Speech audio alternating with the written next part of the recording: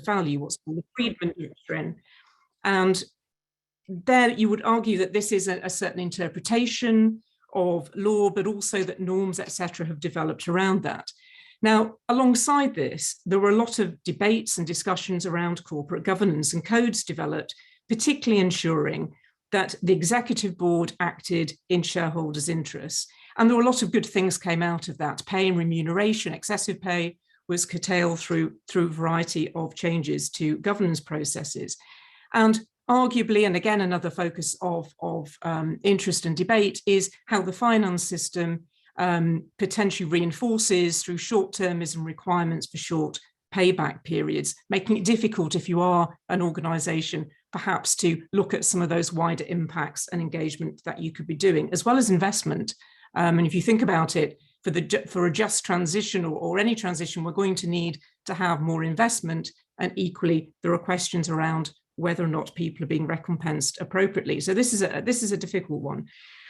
Corporate law has changed over time, and it's been there to clarify, I think, that there is the potential for companies to in a sense, have a wider remit. And these words, to have regard for stakeholders, the environment and the long term, are also up for discussion at the moment. Should it be regard? Should it be more than that? Now, there have always been alternatives. I won't go into all of these in detail, but there are a lot of legal structures that you can use, and what I call families of organisation that have different incentives and motivations and ways of structuring. So social enterprise, which focuses primarily on social and environmental goals, cooperatives and mutuals that you will know, trusts, where in a sense nobody owns, but assets are held in trust for the long term, employee ownership, ethical business, fair trade, and community ownership of either enterprises or land. The challenge, I think, though, is that the evidence base for performance and impacts of any alternatives to share ownership models is actually quite patchy. There was some work, and I think it's not true that it hasn't been increasing in quality. There is a lot more work, for example, on cooperatives, and during the financial crisis, there was some evidence that there was a different trade-off between employment pay and profit than there were in other companies, which meant that they were slightly more resilient. But I think this lack of quality research, or the lack of incorporating this into some mainstream management and business education, is affecting teaching and policy development. So it's perpetuating a particular way of doing things. And also, coming from a policy background, this research informs what is possible, because it's hard to draw on evidence base if it's pretty weak and not there. And I think also this awareness of alternatives is quite low, whether it's by the public, by banks, or business advisors. And I know there's somebody here today who, when setting up an employee ownership company, really struggled to get the banks to understand really how this worked. And there has been a tendency, and I've seen this over the last couple of years, in forums where you wouldn't have thought it, where alternatives, for example, some of the larger cooperatives, have been seen automatically as inefficient. And this kind of doesn't help when some of them are actually behaving, obviously, well and effectively in many areas. When we look at the UK, there's another thing that needs to be thought about. It is extremely difficult to work this out with current statistics. They are really bad, because legal form does not imply how a business works. But I did some work in 2017 and for Joseph Rowntree Foundation, which came to the conclusion that on balance, compared to the US and to the rest of Europe, we were particularly thin on alternative business models, particularly co-ops and mutuals. Most of the social economy is voluntary sector, charities. And in 2010, the Ownership Commission estimated that about half of GDP is accounted for by PLCs. Now, over the last 10 years, that has changed with the rise in private equity ownership. And if you look at other countries, there is more I think, examples that appear. So, for example, in Denmark, what the Purpose Foundation is calling steward-owned companies, I would rather say they're actually probably owned by no one. Trusts and foundations, an example would be Bosch, although that's not a Danish company, about 60% of the stock market. And that's quite phenomenal if you think about that in relation to the UK. Now, even if you don't consider the impacts or the impacts on employees or the environment or the rest of society of all of these models, the very fact of having quite a monoculture in a sense of businesses, Stiglitz pointed out in 2009 that contributes to a less resilient economy, because if you have an economic shock, you've only got potentially one way of dealing with it. I've mentioned some of the things that have happened in the past that have constantly been questioning this position. When I used to work in policy, I had a swear box for Mondragon in Spain and Emilia-Romagna in Italy, only because they kept being mentioned to showcase areas where different forms of businesses, particularly co-ops, were thriving, people had a good quality of life. But what was interesting there is they were always seen as exceptions or dismissed as exceptions. And I think you're finding that even with some of the case studies that I will present coming up. And there were some interesting discussions about who should own around about 2000. A book by Henry Hansman, The Ownership of Enterprise, really looked at it from an efficiency point of view, not an impact point of view, and pointed out that yes, that there were differences, but it just seems to have been somewhat ignored. Now, I think the lessons from social enterprise start to point to why I think this happened partly. So when we were thinking about social enterprise 20 years ago, it seems such a long time now, the idea was that it was about opening up a space for alternative business models, primarily driven, in that case, by social environmental imperatives. But that did include, it didn't mean that it was only by that. Often there are examples that blurred the boundary, that were about private benefit as well as public benefit. And it was this blurred boundaries between business, public, non-profit, which was providing some really interesting examples of what was possible. However, initially, the social enterprise unit was placed within the Department of Trade and Industry. In other words, it was seen as being part of diversifying the economy. However, it was then moved to the Office of the Third Sector, in other words, voluntary sector plus. And my reading of that is that it was really seen as being market failure. So social enterprise was seen as enabling people to access the market as it is, rather than part of a market transformation. And that's partly because government generally can only intervene when something is a market failure. So I think this reinforced this position. And also there was a focus very much, not just by government, but by many, only on outcomes, not on process. So the whole area, which is becoming more and more interesting and important, is that of governance. And it was pretty much ignored during this. And so this narrow definition and this narrowing of what was being looked at meant that many cooperatives, mutuals, trusts, employee ownership models, and some really interesting emerging hybrids were ignored and sort of fell into an area that just wasn't really thought about or looked at. And if you come up to today, I don't need to go into what these challenges are. I mean, obvious ones of climate change and ecology and biodiversity. But I think it's been interesting that the Sustainable Development Goals, whilst focused initially on governments, have, I think, been an interesting focal point and blueprint in a way for a direction that a lot of businesses have focused around. And it has, I think, focused attention and enabled a shift that was starting to happen anyway, particularly on the environmental side. But I think the pandemic further highlighted the S, let's say, of ESG, environment, social and governance, where there had been, I think, a lot less thinking. So excessive inequality became a serious issue and increased the business and the moral case for transforming what we're doing. I mean, the OECD, the World Economic Forum, particularly were focusing on, well, if you have excessive inequality, you don't even have a market. So this is something that needs to be tackled. And I'm just giving you this example, not to focus on, but just as a way of thinking about the different ways in which business and organizations impact on wealth and income inequality, an area that before now, I think, was particularly only thought about as government's area for focus. I did this at the a BSI event, British Standards, and there was a whole set of different kinds of businesses, organizations there. And it it created some really interesting discussions. So obviously the area, the blue area, which is around diversity, around pay, is the area of focus at the moment. But it was the green area that became interesting. The way in which governance and ownership and the way that the value created by a business can go to different stakeholders in different ways is about wealth distribution, issues of products and services, but also engagement, and also moving further out. I won't go into this now, but even issues like sector norms, what it is normal to do and to pay in the sector, influence what goes on, even if that doesn't necessarily equate to better performance or differences.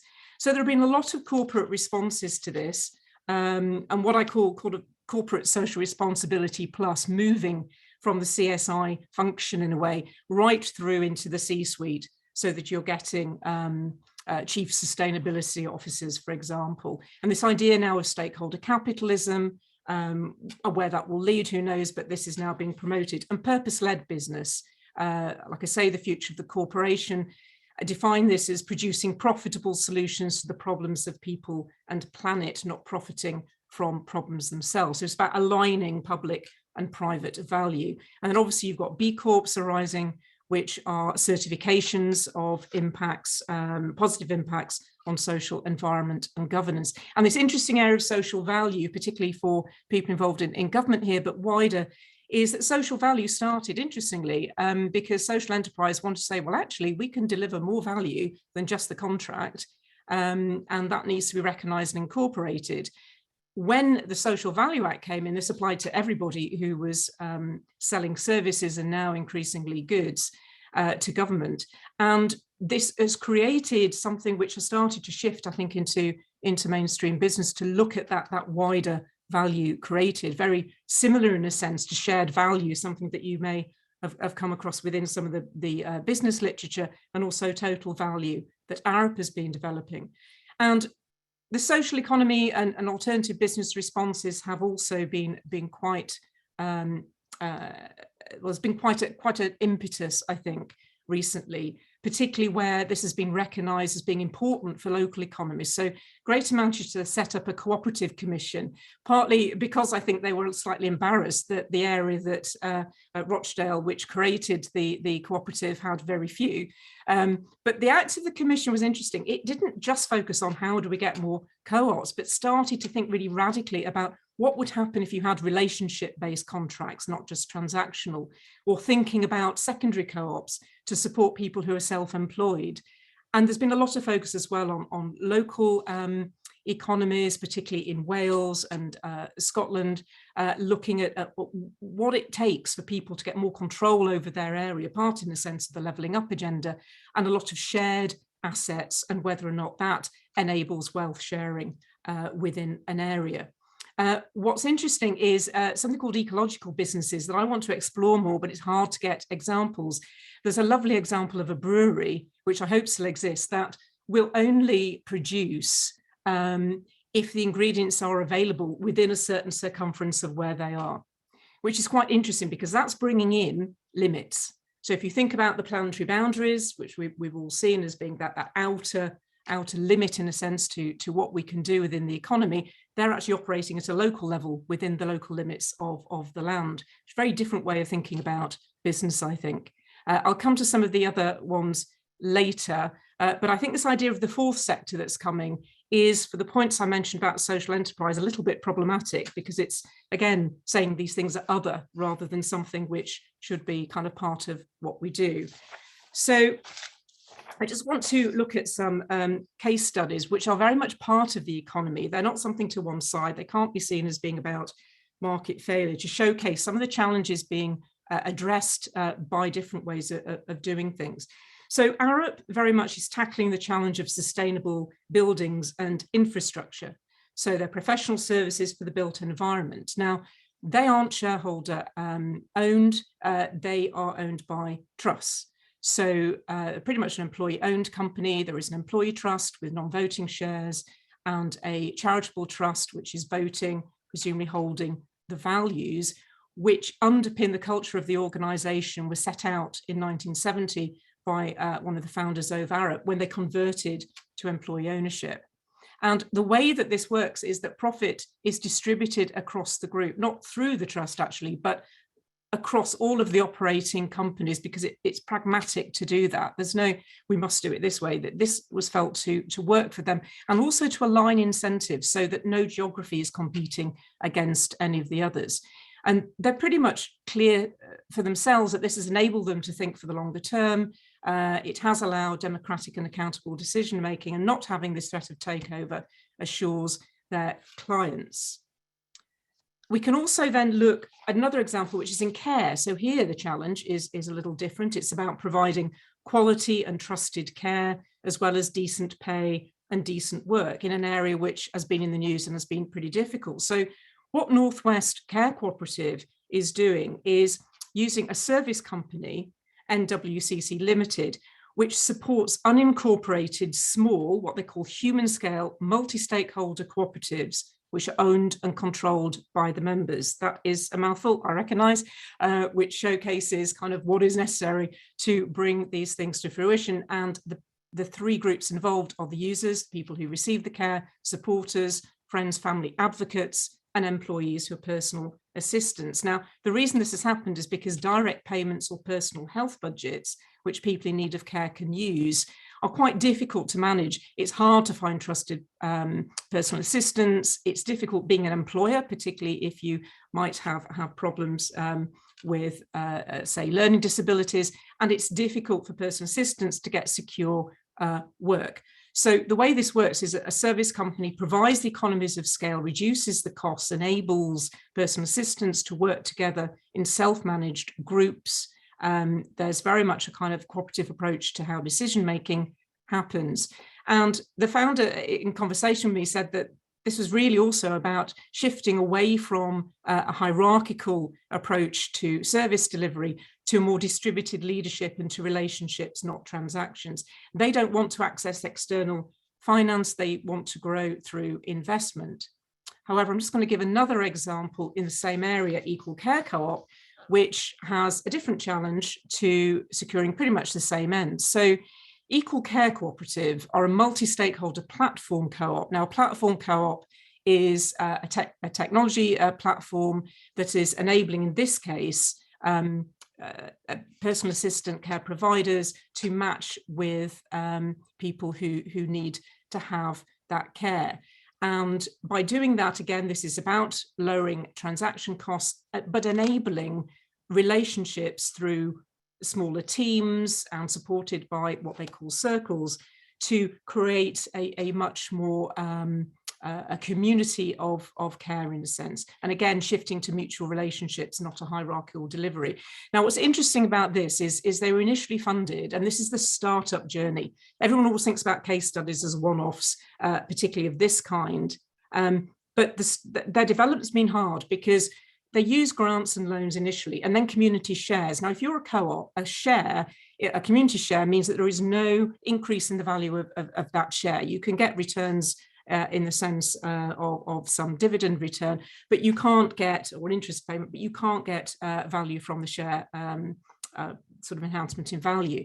So recognizing that was going to be limited, and because they're a capital intensive model, they're looking at this potential of revenue-based equity finance. In other words, the percentage of revenue up to a cap. Now, this challenges, it doesn't challenge mainstream business, but it challenges cooperatives. It challenges finance rules. And this is something which is ongoing. Equally ongoing is creating appropriate governance. Moving on to another example, Project Skyline. And here the challenge is that of biodiversity, creating jobs and people's well-being in a particular area. So what Project Skyline did was a feasibility study to pass control of public forest land to community stewardship in the South Wales valleys. Now, anybody who knows that area knows that's ex-coalfields. There's been a legacy of poor employment there, ill health, and reduce local pride. So part of this was not just about trying to see whether it's possible to have ecological improvement, but also feelings of connection, improved well-being, and also jobs.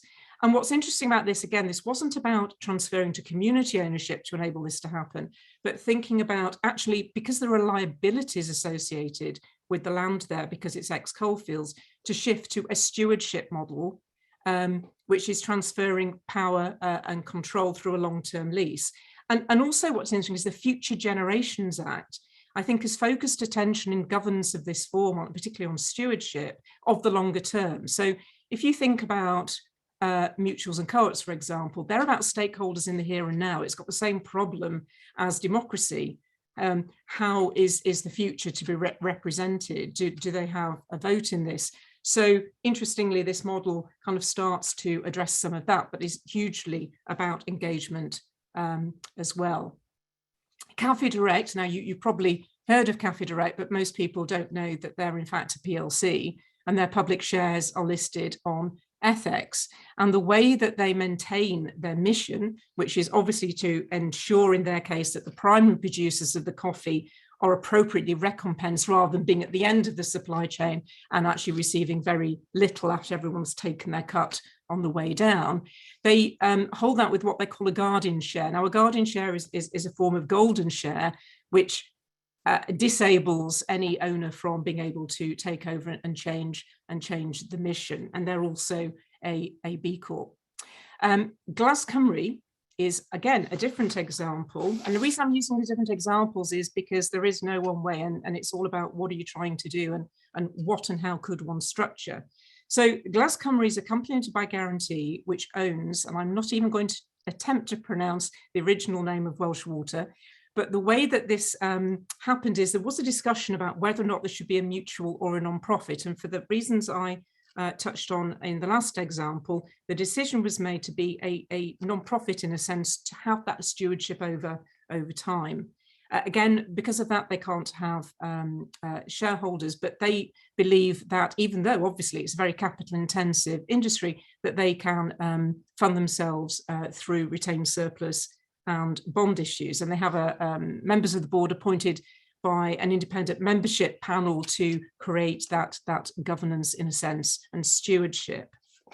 Now, what's interesting about this is that we actually have a natural experiment in the UK. If you think about it, in Wales, we have this model, a not-for-profit model.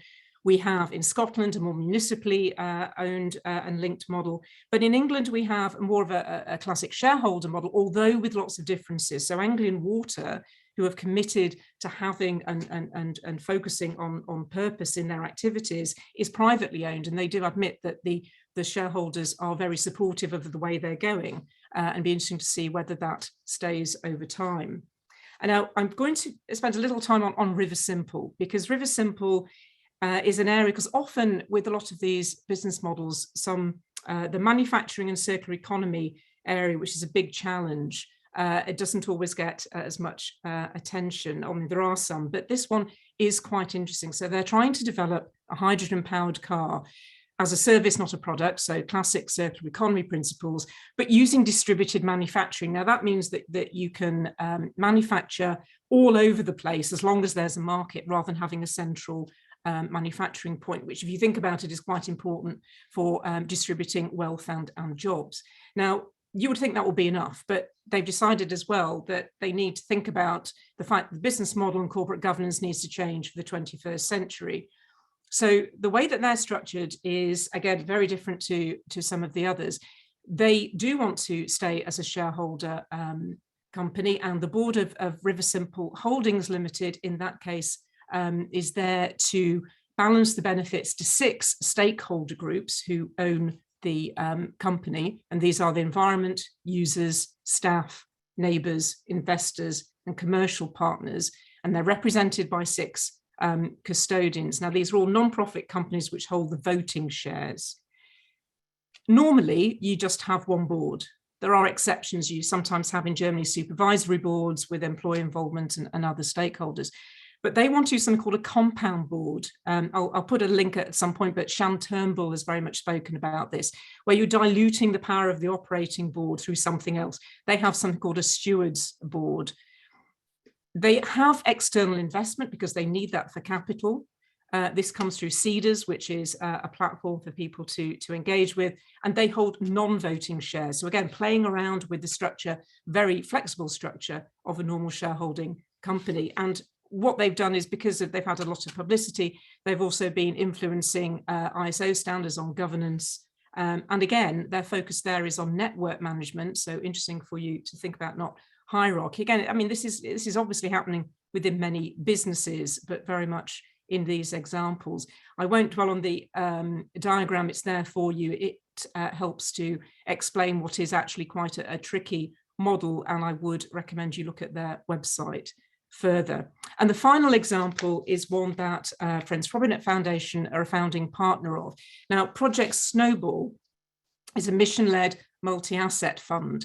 Now, they obviously want to create returns for investors, but also for people and planet. And they've got a secondary aim of changing capital markets more widely to focus more on environmental and social impact. They also want to be low cost, so enabling people to access. Now, I won't go into the evolution because it is quite technical, but their aim is at the end to become a company limited by shares listed on the stock exchange. And again, like Café Direct, retaining the mission through a golden share, which will be owned by a charity or a KIC, which engages the founding partners. And again, the governance has got this compound board model with a purpose committee, which will hold and enable the values to be held, elected by one investor, one vote. Now, what was interesting is I saw some of the background and the advice given to help enable this journey. So it's this dynamic of actually creating these ways of doing things is pretty difficult, and it was really tough, I think, to find how to structure. So they have evolved from a limited liability partnership to, I didn't even know one exists, called an LPGP, which is a limited partnership general partnership model. And again, I can send links to more of this evolution. But it's interesting there that, again, they're incentivizing, not interestingly through share ownership, but they're through a John Lewis style bonus scheme. They're also registered B Corp, and they operate within the framework of the SDGs. And here's a diagram which helps, I think, and hope explain some of that more clearly. So what are some of the emerging themes coming through here? Now, there's a lot going on within business generally, so not all of this is unique by any means. But what I think is happening is you're seeing examples of ways of distributing power and different returns from value created in different ways to multiple stakeholders, particularly employees. You've got what I'm calling a 360 sustainability focus. So that's aligning often with external goals or standards, for example, the Sustainable Development Goals or co-op principles. You're getting the shift away from hierarchical management to more distributed leadership and towards relationships. And innovating multi-stakeholder governance models. Now, I have to say that there really is a lot of innovation and a lot of trying and testing going on. This is work in progress and seems to be extremely hard, but it is evolving as we speak. There is more focus, I think, on the long-term and future generations and stewardship. And this is, I think, providing challenge to all models of organizations and business, not just a shareholder model, but also to co-ops and social enterprise. It's about how to embed mission and values. That's done in different ways. And a lot of this revolves around innovations to incorporate external finance where that's necessary, but with constraints and with appropriate and fair returns. Now, quite what they are is a kind of, I think, a question which could be looked at. There are a variety of attitudes to growth and value creation, from the ecological business I mentioned right through to Riversimple. But I think there is actually, and one could ask the question, that there are quite a lot of convergence, I think, with corporate shifts as well. And so this raises the question of why there isn't more discussion, and look at these examples, because there is a lot of learning that can be done from each other. Now, the same thing is happening, I think, within finance. Very briefly, you had the ESG movement shifting now from a focus on risk reduction now to, I think, more about value creation. But on the other side of that spectrum, you had impact investing, which was very much initially focused on investing in social enterprises and others, but only focusing on external impact. Increasingly, they're now thinking about internal processes. I mean, let's be honest, sometimes pay and diversity weren't always that good in those organizations either. So the spotlight is bringing all of this together. But I think there is a challenge for those of you who are focusing on finance on double materiality. Again, I don't want to go too much into that, but it used to be you have to say, well, what's material to my business? And that's what I will focus on. However, it's paying regard to and ensuring there are no negative impacts on a much wider set of things, which I think is more challenging. And some of these challenges are, I've said before, multi-stakeholder governance locking emissions seems to be one of the biggest ones, and there was lots of experiments and practice going on. It seems to be there are lots of complex journeys and structures to get there. There are no blueprints. It's very hard if you're trying to do this. And it feels like a lot of the examples feel quite isolated, that because of the fact that they're both doing something new, but also it's hard to find people who are doing something similar. The external finance question is one that is being innovated in different ways. And this lack of clearly articulated and researched examples is, I think, really a blocker on taking this further within I think, academia and management training. It also affects business regulation and government because, again, the evidence isn't there. I know Greater Manchester would say, well, where's the evidence? Show us the evidence on increased productivity. And it was quite hard to pull together. So I think in summary, there isn't one organizational model that's perfect. There's a lot of adaptation going on by everybody. But the idea of off-the-shelf solutions doesn't seem to be kind of right or possible anymore. And I would ask the question, certain sectors are probably more important for innovation. So, for example, utilities, health and care and areas that really have a huge amount of public interest in them. But I would end with that I still think there is a little bit too much focus on individual organizations in all of this. A lot of the challenges we've got require partnerships and collaboration. And I haven't even spoken about network models where you don't even have an organizational structure underpinning that. And there will be obviously continued need for legislation, rules of the game, although that can be slow to change. And this gives some pretty strong challenges to the state itself. So I've just left a few questions there. These are questions for you, really. So the Q&A might be interesting because I'm throwing them back at you. But I'd like to kind of like open that up to discussion, because how this works within management and business schools and where these examples come from, how better they could be promoted, discussed, because we don't have the evidence. And at the moment, reliance on a few case studies like this is not enough, because it's not rigorous enough to be able for people to take and to innovate themselves. So I'll leave it at that and hope that was a bit of a whistle-stop tour through some quite big issues. Thank you, Andrea. Thank you so much for your presentation. That was all very interesting. And again, I apologize for the earlier technical issue, but I managed to get back. Before we go to our questions, we have a few. I owe you a proper introduction. And I want just to say that Andrea Westall is an economist and strategy and policy consultant. She advises French Provident Foundation on ownership, power and control, and is a member of the BSI panels on sustainable production and consumption and on social value. Andrea has worked in public policy at local, national, and international levels, including on corporate law, business models, social economy, and innovation, as well as on inclusive and sustainable economies. That's a very brief background of the rich professional experience of Andrea. So I had to actually do that, Andrea. And let's now go to our audience. Another point that I would like just to make is that based on our poll that I didn't manage to share it with you, we have an equally distributed audience. So the background we have today is that we have people from the public sector, we have people from other people from the industry, students and academics. So just to give you an idea of the background of our audience today. So let's go with, the first question. So Ranbir asks, the Dasputa report by Cambridge highlighted the need for biodiversity to be a consideration for any new business venture. Do you believe industry will start to focus on their environmental impact more, and how will they be held accountable? Oh, well, that's a big question to start with. I mean, the reason why that is an important question is because I think biodiversity has, in some senses, been overlooked with the focus primarily on climate change.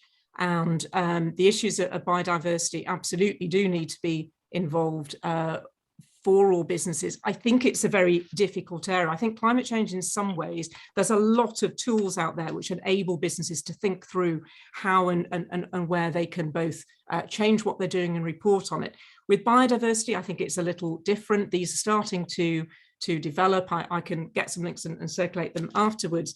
But I do worry very much about smaller businesses in this. And I think that the need for real movement on this is going to require greater partnership, and the roles of, let's say, things like the Federation of Small Business, Institute of Directors. There's going to need to be all different points in which there's support for businesses to do this. I think trying to do this alone, even if you're a large corporate, is still difficult. I know that UN Global Compact has been focusing quite considerably on this area. But again, as I pointed out before, a lot of focus is at the larger business level, where the resources are there to engage with this. I really think one of the biggest areas is smaller businesses, but there's going to have to be very different ways of enabling them to take this forward. And as part of British Standards, we're trying to look at exactly that. Is there a way of simplifying approaches so that companies can assess what their impacts are and how they can change? And yes, the accountability bit is a huge issue. That's about reporting. I don't think the measures are there in that area, particularly to the level that they are within carbon. But yes, it's huge, and it is ongoing. Great, thanks, Andrea, and thanks, Ranbir, for the question. Martin asks, corporations and lenders have argued that the reputation and social license to operate provided a business case for considering environment, social, and health impacts of their activities. This led to impact assessments and mitigation plans reported to lenders, permitters, and public. Is this working? I have to say, I'm not sure. I couldn't tell exactly what you were referring to there. My apologies. I'm not sure that I can't really, but what I will say on the ESG front is that I think it has led to some changes in how a lot of finance and investment is working with impacts on business. However, I'm part of the Big Exchange, which developed a methodology to try to assess how investment funds were embodying and employing exactly, I think, what you're saying around this. And what we found during that is that all of the ESG indexes and metrics are so different and confused that this is what's creating difficulty. So there is a big move to standardize within this, and that's going to make it a lot easier. So things like, so I don't think, no, it's going to have the impact it will have until that standardization happens. So for example, the kind of stuff that's happening in Europe over both the environmental reporting and now increasing the social reporting could provide a way of at least starting to kind of bring together some of these necessary ways of doing that. Yeah, so to be honest, I haven't seen evidence that is really backing up huge amounts of change, but I think the pressure is there, and we are moving in that direction. But the other side of this is that being applied to the private equity area. So at the moment, again, the focus is on investment funds, often in publicly listed companies, and the ESG side, I think, is starting to happen within private equity, but I think is probably an area that needs further development. So yes, it is, but is it only just a small part that's being really affected by this? Thanks, Andrea. A question from an anonymous attendee. How much of a barrier to operating, like equal care, are the FCA rules? Interested, as I'm on the board. Ah, right.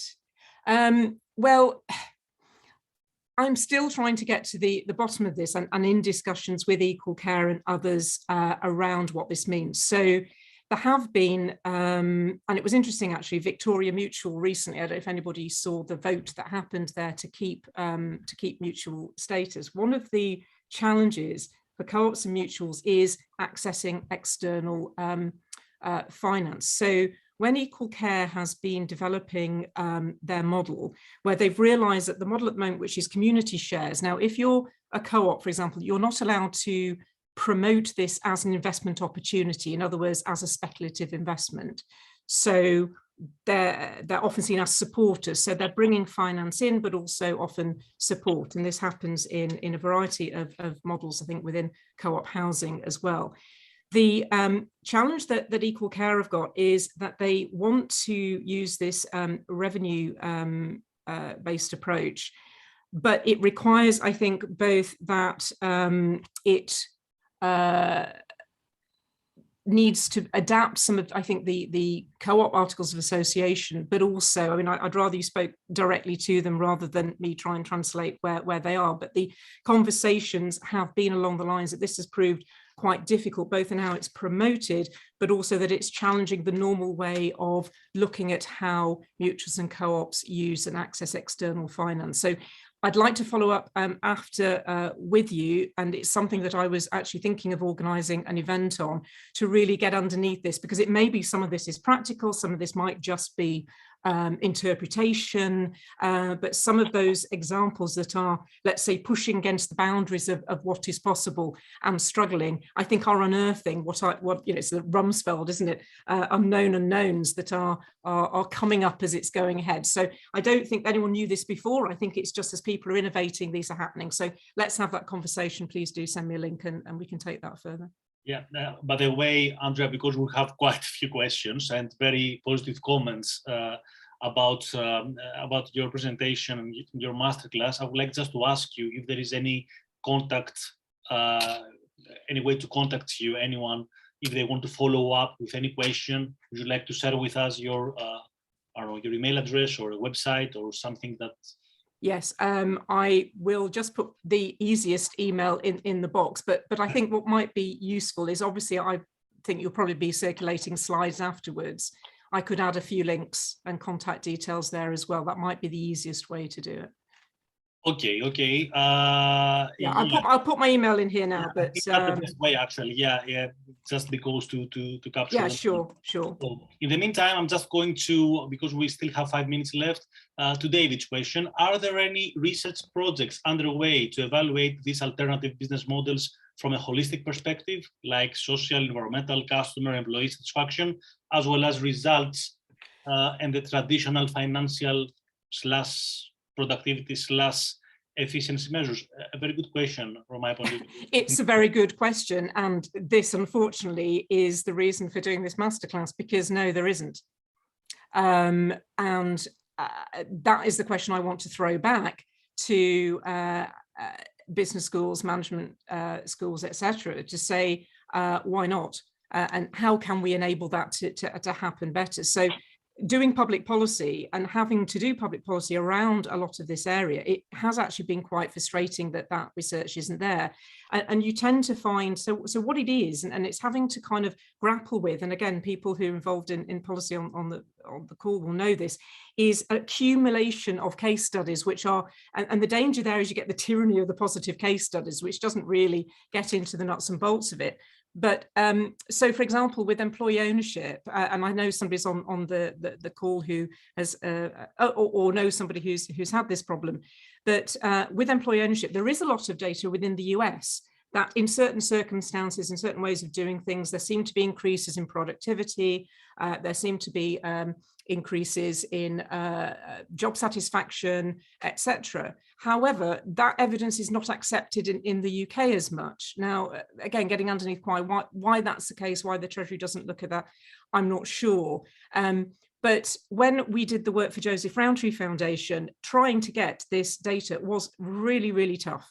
It just isn't there. Like I say, there are some links within the co-op sector. I think there's some interesting stuff happening there. Again, I'm going to write a report after this, by the way, which will try and pull where we are with this, because this is the fundamental challenge and the fundamental problem, in a way, to diversifying, I think, how the economy works and what people see as being what they could do and what would be useful when they want to set something up. How can you know that if you don't have some kind of evidence that this may or may not work? Most people are doing trial and error at the moment. But there may well be examples which are similar, but we're not looking at it. And that example in Wales, where we have an actual experiment, I don't know or think that work's been done. I mean, that's a gap. It's been there for a long time. Quite why it hasn't, I'm not sure. We have 3 minutes, so I will just go, because we have already answered 5 out of the 10 questions. So let's go to answer the majority of the questions. So one more question, and then anyone else can follow up with Andrea by contacting her to the email that she just shared with us. So James asks, thanks ever so much, Andrea, a very inspiring talk. I agree, absolutely agree with that. Given the challenges in mixing multi-stakeholder rewards with company mission, where does a very small new company look for inspiration? Do we wait for a clearer path, develop, or start with standards? Yeah, I think this is a very challenging question, Andrea, and we will close with this one. Okay, now that is a challenging question, and I wish you well with your future, because it's exactly what I've heard. There are no blueprints, and I think what I would like to see is organizations and businesses that are trying this coming together to think through and to work together how to do this. It seems to be quite an isolated approach at the moment. And the multi-stakeholder governance, there is, by the way, ISO does have now within their governance standard more information on multi-stakeholding. I can, if you send me an email, I can send you a link on that. It is starting to appear, but it is very fragmented. So I think this is a case of people getting together to fill those gaps in themselves and working together. Great, thank you. Thank you very much, everyone, for your questions. That was a very, very engaging masterclass, I have to say. And of course, I think this is just because of the very interesting and talk that you delivered today, Andrea. And of course, for all these very interesting insights about such a topical area, which is the SDG and the sustainability related issues of businesses and how we can address all these grand challenges. So I would like just to thank you once again, Andrea, for your time, for your energy, and for preparing this presentation. And it was really, really great to having you here today. Thank you so much. And I think this was reflected in the questions. Thank you, Carlos, and thank you to everybody as well for attending. And I hope, and do please send me an email. I can try and respond to whatever points you have. And like I say, watch out for a report coming later, which will try and pull all of this together, because I think, you know, if it can inspire people to do something different, that would be great. Excellent. And what we will do, because Tracy, our colleague, just let me know, we will also send an email, a follow-up email to all attendees with your email address in case they want to contact you. And I will also share with you all the questions we received today, so you can have a look in all 10 questions we had, the 10 questions we had. Thank you. I think that's a bit more work to do, isn't it? Yeah, some take for home. So thanks, everyone. Please don't forget our next masterclass, which is on the 16th of February at the Church Lane building, 4 p.m. face-to-face with Jeremy Ambrose. And feel free to check our future sessions, our future masterclasses on the website. Thank you very much, everyone. Have a nice evening. Thank you, Andrea. And yeah, take care. Thank you. Bye-bye.